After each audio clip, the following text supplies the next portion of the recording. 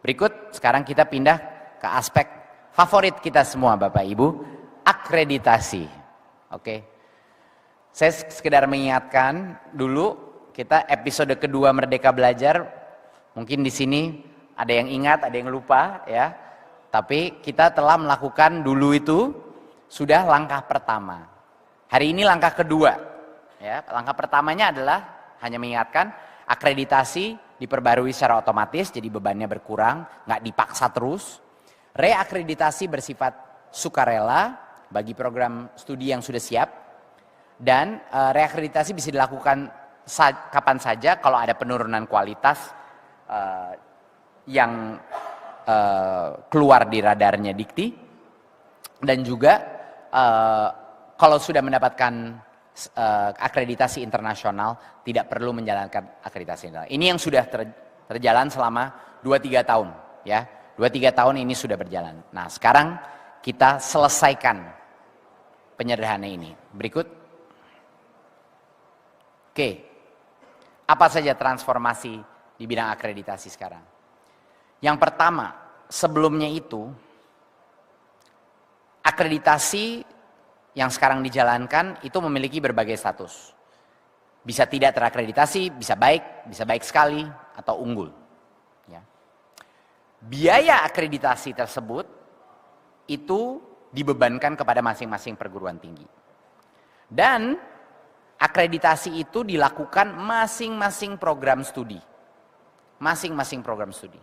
Sekarang kita akan memindahkan, menyederhanakan dan membuat ini jauh lebih simpel.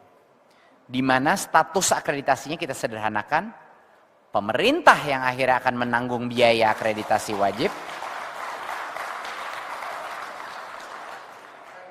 dan pengumpulan proses akreditasi di tingkat departemen. Ini saya akan jelaskan ya, kira-kira seperti apa mekanismenya, oke? Udah seneng nih kayaknya semuanya. Alhamdulillah, baik. Berikut. Oke. Nah, sebelumnya kan kita udah tahu ada 4 level akreditasi seperti ini. Nah, ini sekarang akan berubah. Oke. Akreditasi wajib perguruan tinggi hanya ada 2 status. Tidak terakreditasi atau terakreditasi. Sudah.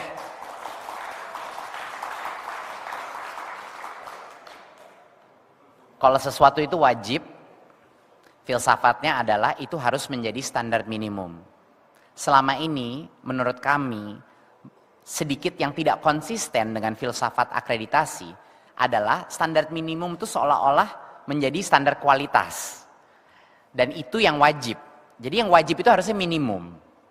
Jadi perguruan tinggi sekarang cuma 2 statusnya, terakreditasi atau tidak. Nah, prodi itu yang ada diferensiasi, ya, bisa tidak terakreditasi, bisa terakreditasi, atau terakreditasi unggul. Dan tentunya seperti episode kedua, jangan lupa kalau udah akreditasi internasional tentunya tidak perlu melewati proses ini ya. Tapi kita bicara sekarang yang nasional saja. Jadi tidak terakreditasi untuk prodi, terakreditasi atau terakreditasi unggul. Nah, terakreditasi itu artinya memenuhi SN Dikti. Itu artinya memenuhi standar minimum. Akreditasi untuk akreditasi minimum ini yaitu terakreditasi ini yang nantinya dibayar oleh pemerintah. Ya. Status terakreditasi unggul itu didapatkan oleh LAM dan ini voluntary. Ini tidak wajib. Jadi setiap prodi yang mau mendapatkan akreditasi unggul, dia akan approach LAM, membahas proses, dan itu yang voluntary. Tentunya standar LAM itu lebih tinggi daripada standar SN Dikti, ya kan Bapak Ibu? Fair dong ya. Dan sekali lagi mengingatkan kalau sudah dapat akreditasi internasional yang di dalam daftar list kita di Dikti, ini tentunya proses ini tidak perlu khawatir ya.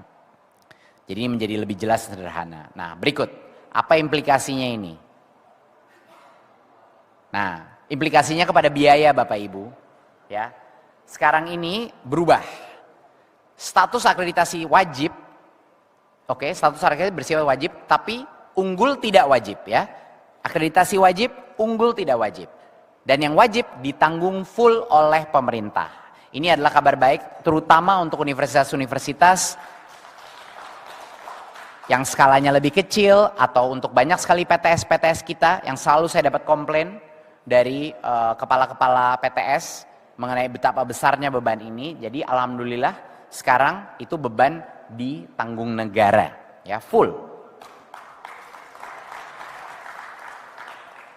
Dan tapi perguruan tinggi yang menginginkan status unggul dari LAM harus bayar sendiri.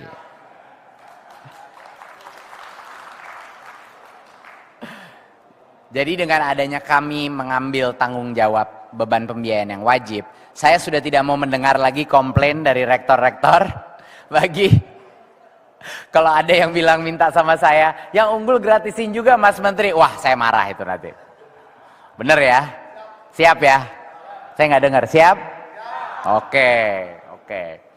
Jadi ini adalah kompromi yang paling tepat, yang wajib dibayar full negara, yang tidak wajib itu harus bebannya perguruan tinggi. Ya, berikut.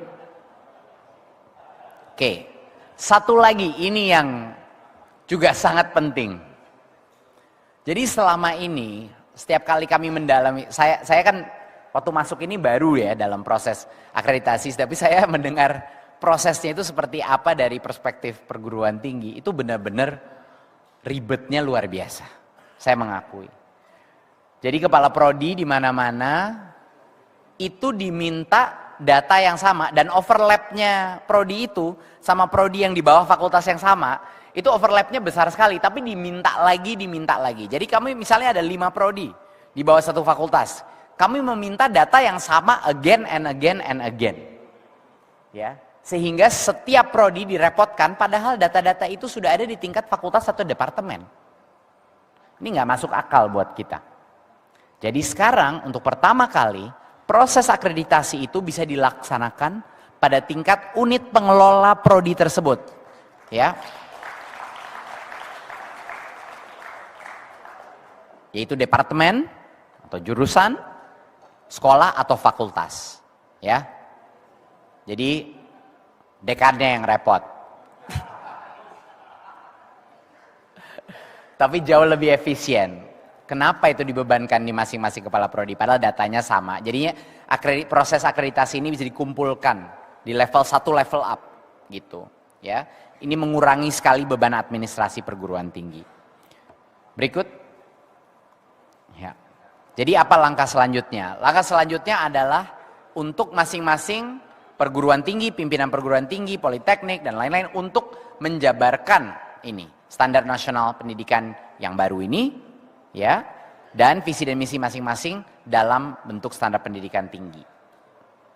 Dan kami menyediakan grace period atau masa untuk transisi ini selama 2 tahun ke depan. Tapi saya rasa dengan kebijakan ini akan jauh lebih cepat sih adaptasi, karena ini banyak hal-hal yang malah mengurangi beban ya, jadi nggak akan terlalu merepotkan karena memang saya dengar ini udah lama impian banyak perguruan tinggi bahwa sistem ini lebih sederhana. Dan untuk bagi yang sudah mendapatkan akreditasi tentunya sekarang kita punya A, B, C ya kan akreditasi itu masih valid sampai masa berlakunya selesai. Lalu pindah ke sistem secara natural organik ke terakreditasi atau tidak. Dan unggul sebagai opsi voluntary masing-masing perguruan tinggi. Dan untuk BAN PT dan LAM, untuk menyadari bahwa mereka tidak lagi menarik biaya ke perguruan tinggi untuk akreditasi minimum yang bersifat wajib. Sama sekali tidak. Mereka hanya menarik biaya untuk akreditasi unggul. Ya. Dan tentunya BAN PT dan LAM bertanggung jawab untuk menyesuaikan instrumen akreditasi dengan standar baru ini, ya, dengan standar baru itu. Ini adalah PR kita masing-masing. Berikut. Jadi apa? Perguruan tinggi akhirnya bisa melepaskan rantai-rantai ini, bergerak lebih luas. Sekarang mencapai 8 IKU akan jauh lebih mudah, jauh lebih cepat. Tidak ada kontradiksi dengan Beban akreditasi lagi, sekarang sudah cocok, udah klop, ya. Beban finansial daripada perguruan tinggi menurun, terutama untuk perguruan tinggi yang tidak mampu untuk selalu mengakreditasi setiap prodinya dengan biaya yang sangat tinggi karena ditanggung negara. Dan lebih penting lagi menurut saya dari beban finansial, beban administrasi. Karena Bapak Ibu, beban administrasi itu bukan cuma di pimpinan perguruan tinggi, ujung-ujungnya didelegasikan ke dosen-dosen, ya nggak? Dan setiap jam yang digunakan untuk melapor kepada Dikti, setiap jam yang digunakan untuk mendokumentasi administrasi adalah 1 jam yang tidak di-spend ke research pengabdian masyarakat dan pendidikan ke mahasiswa kita. Dan itu sebenarnya yang kita inginkan. Kita ingin perguruan tinggi jangan fokusnya ke kementerian. Perguruan tinggi fokus kepada mahasiswa, fokus kepada dosen, fokus kepada pelaksanaan Tridharma. Demikian, terima kasih Bapak Ibu. Wassalamualaikum warahmatullahi wabarakatuh.